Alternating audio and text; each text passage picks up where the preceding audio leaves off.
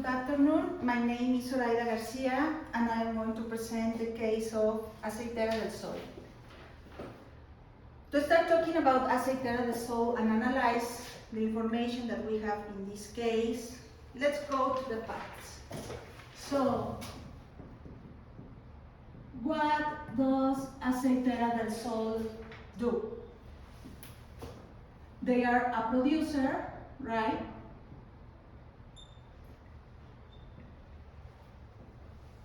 Based in Argentina,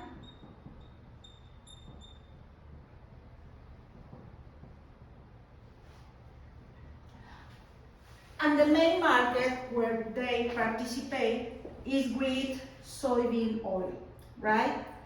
They mention in this case that in the year 2007, the sales reached $200 million, right? And 30% of this amount was mainly in exports. Okay? Having these numbers, what we see in the facts is that these exports were made mainly through brokers and through other export channels, right? They used to give a commission, 1.5% for the brokers for all this revenue, and they use other channels. They do not specify which channels, but they mention about this. So, Aceitera del Sol, they mentioned that they work too in the agricultural production, and this market was growing in Argentina. They had other products, other crops, as sunflower oil, but this mainly was for the local market, right?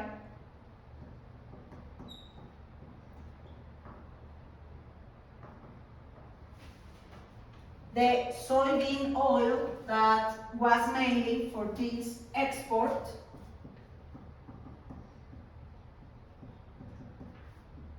And as many times happens in all the business, they were looking for a diversification. And this diversification, this crop diversification, was based in the rapeseed oil. Some of the advantage that they found in this crop is that the temporary was different than the one they have for sunflower oil and soybean oil. So there was not competition. There was more like a synergy, because in the moment, in the time where they didn't work in these crops, they could work with the rapeseed oil and start to make, to start to grow with this market.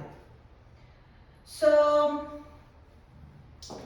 what other facts we have? We have some people that we mentioned in this case. We have the president and founder, right, is Mr. Luis Gonzalez. He's the founder. And in this case, they mentioned he was thinking about the opportunity to grow the company in Asia, specific in China. So in the year of 2007, in the middle of the year, he made a trip to China. And in this trip, he met a person. This person name is Wei Chen. Who's Wei Chen? He is like a diplomatic person.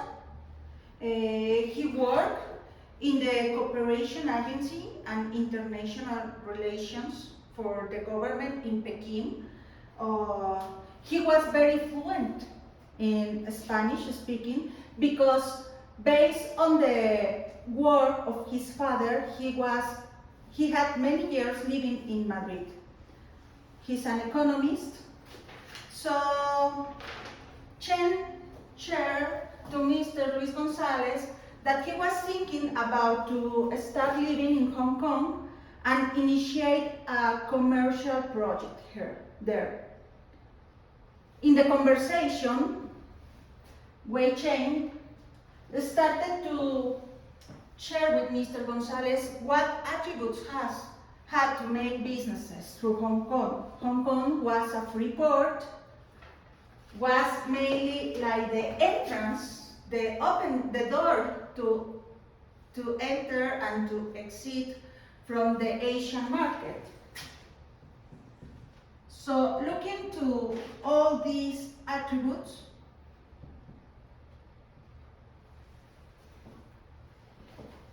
they had open information, right? A very simple fiscal system and very easy regulations. So using Hong Kong as a base place, the base headquarters to make all the operations, they could avoid all the complexity to work with China, with other cities or areas from China. Considering that Mr. Luis Gonzalez was known as really an entrepreneur, he was very motivated. Like, hey, this is a great opportunity to start that diversification and increase my export as I had in my plan, right? So he invited to Wei Chen to go to Argentina, talk about the business he had, and it happens in the same year, at the end of the year in November, right? And in that visit, they were very clear about this was just a visit during 1 week. So they were talking during this weekend about this opportunity and they closed the business. Based on this trip, this additional time they had together, they decide to open an office in Hong Kong as an independent company. Wei Chen will be the person to be in charge. So he will be like a kind of executive director, having in charge all the commercial,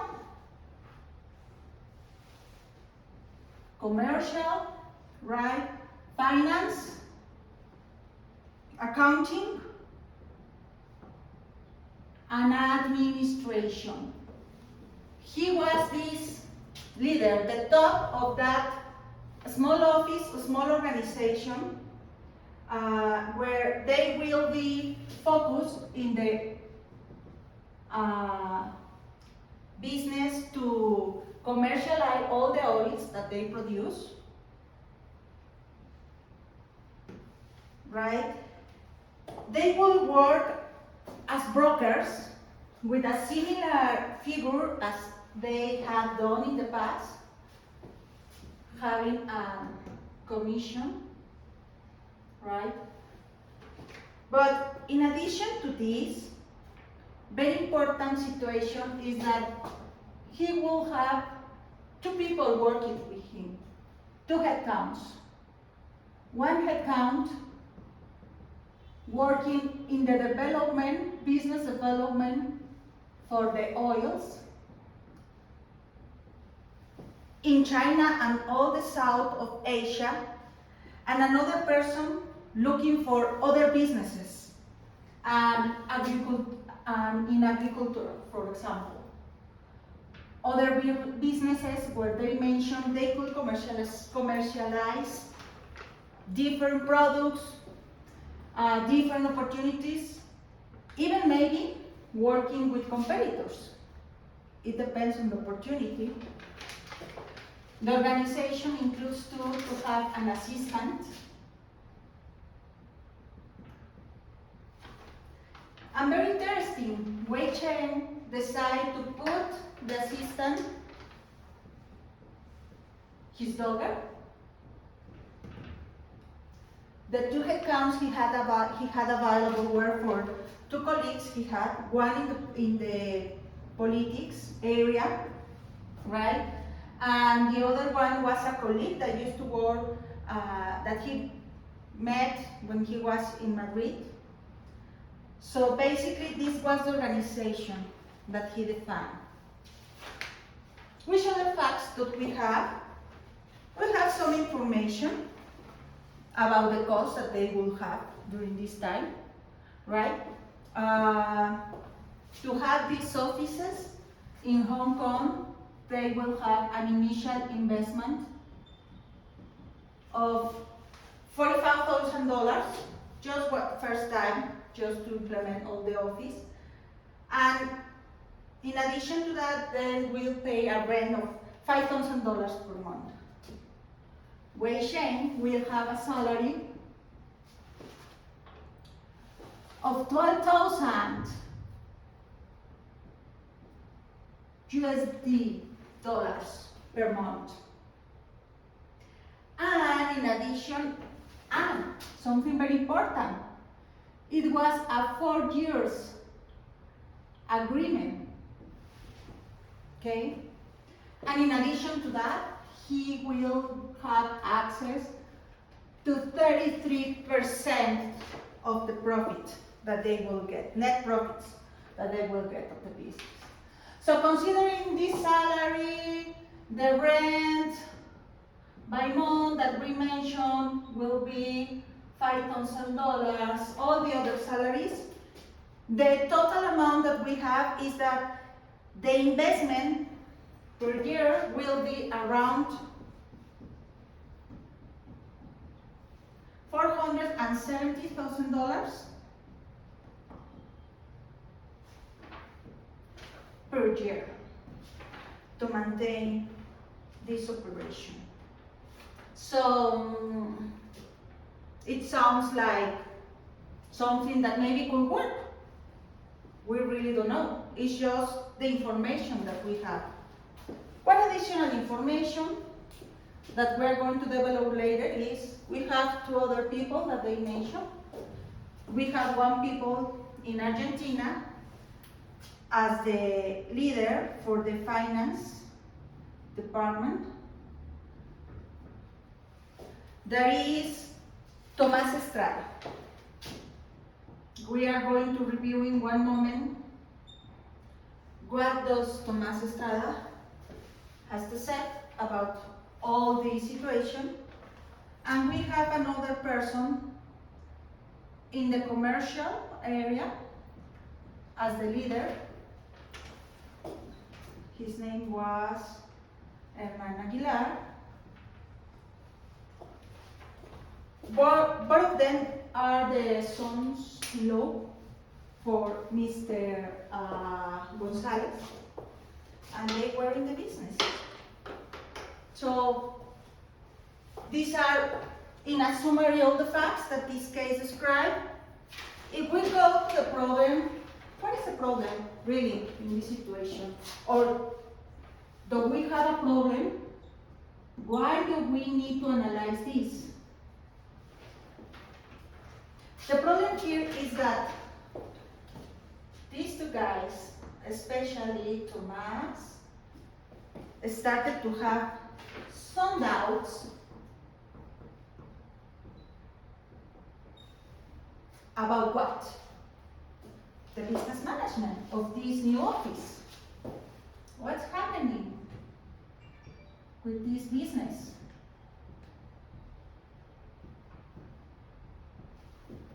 What's going on? He had some doubts about, A, this business and this office was open very fast. Really, there was not a participation of the local management, I mean, both of them, in the decision, when they made the decision. This was just conversation between Mr. Luis Gonzalez and Wei Chain. We can name it as the operating committee, maybe, or the board, or the leaders of the organizations were not involved in the decision, right? In this definition. He had some doubts too about, hey, what are they doing in this office? Maybe they are having another business. They are using this office for another business that they do not know, that they don't know.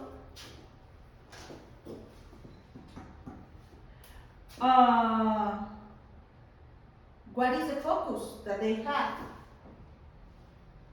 They have a right target to increase? Or let's figure out really, or let's put it in a different way. This really, which are the targets or the KPIs for this new office? It's just sell and that's it? How do they define that this business is going to have success or is giving what they were expecting to receive? We can mention the other problem was about the commercial department, Hernan. He said, hey, this is a high risk operation because we are highly dependent of Wei Chain. All the operation is based on him. How are we going to understand if they are doing more businesses with competitors? They are growing more the business with them than with us. Are we giving freedom in excess to make decisions? Here remember that all the companies that they had in this group always had a person in charge that was known for all the company. It was a trusted person, a friend, an older friend, that all of they know to be the leader of those companies. And in this case, neither Tomas or Hernan met Wei Chain in this visit. They talked too about, hey, this is a faraway location. How are we going to be secure that all our guidelines and politics are really used in this business? It is supposed in the agreement that they have that they will be submitting some reports every quarter. It was the income statements and the balance report. And they had 2 quarters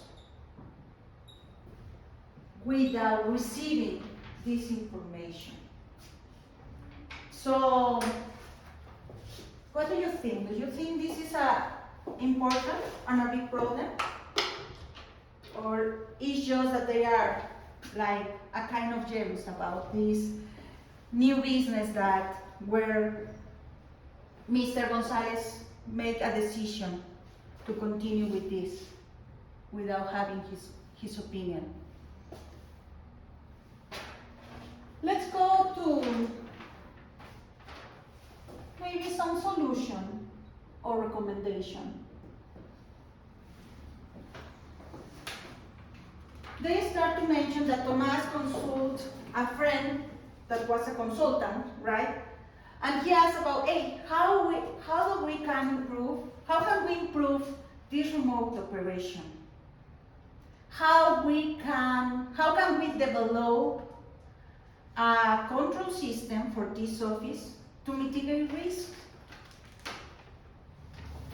So we have this consultant,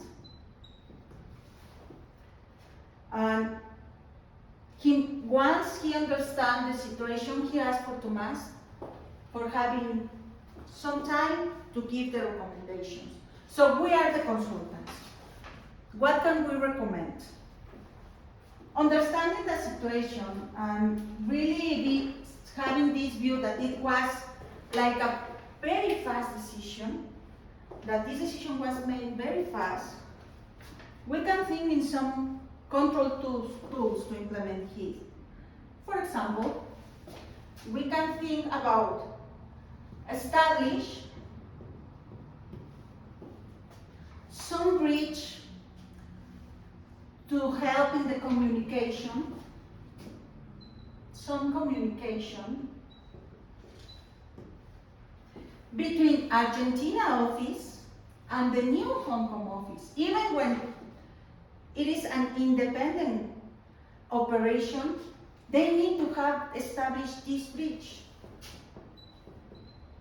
How can you establish this bridge? Maybe you can define a committee to work on this. Maybe you can name an integration leader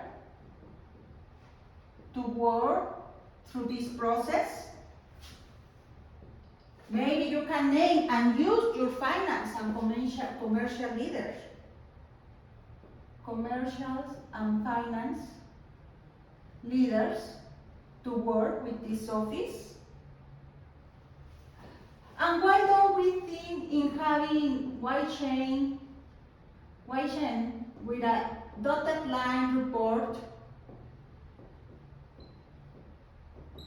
to the Argentina office?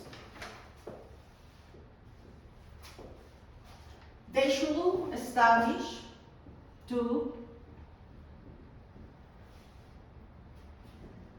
a strategic plan. Let's see in a medium term a strategic plan where they could understand what is our target in this market, right? In this target, in this market. What is the share that we want to take? Talking about working with competitors, define which are those additional businesses and have a qualification process to accept it. Understanding really this is what the company wants to pursue, is the core business that they want to follow. Working with the competency, with competitors. Again, same thing. What is the process that I am following and how I am going to avoid conflict. Simple rules, simple process. How are we going to understand if really the result I am getting, if really this cost that I am, or investment that I am having here is good, or is really the cost that I can pay?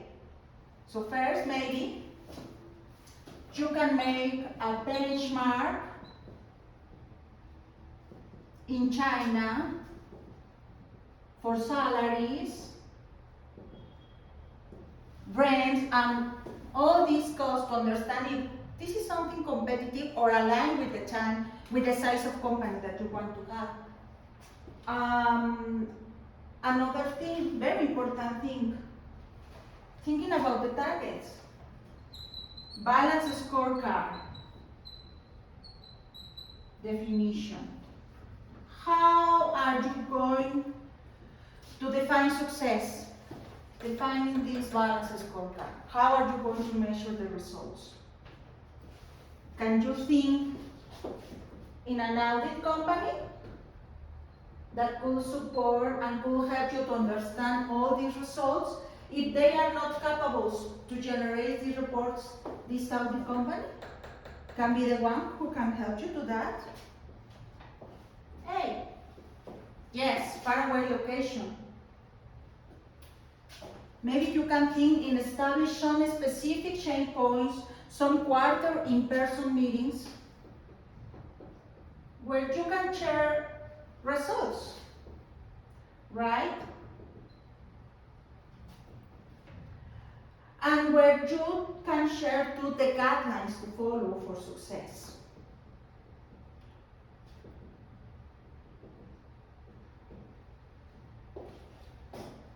Let me write here, because I don't have more space, but thinking just an additional point about the people. Is the right people the team that I have here that was defined by weight chain? Do they have the required skills? Do they have the knowledge needed for this work? Did they have the experience? Just some ideas to share about how to maybe take this case. And yeah, I just want to finish with this idea. In the moment that you want to put controls, always start thinking in three important topics. One of them is, let me write here. Here. All the tools that we describe here are focused in the process, right? The product and the people. If you can define controls for these three, you can have a better chance to succeed. Thank you.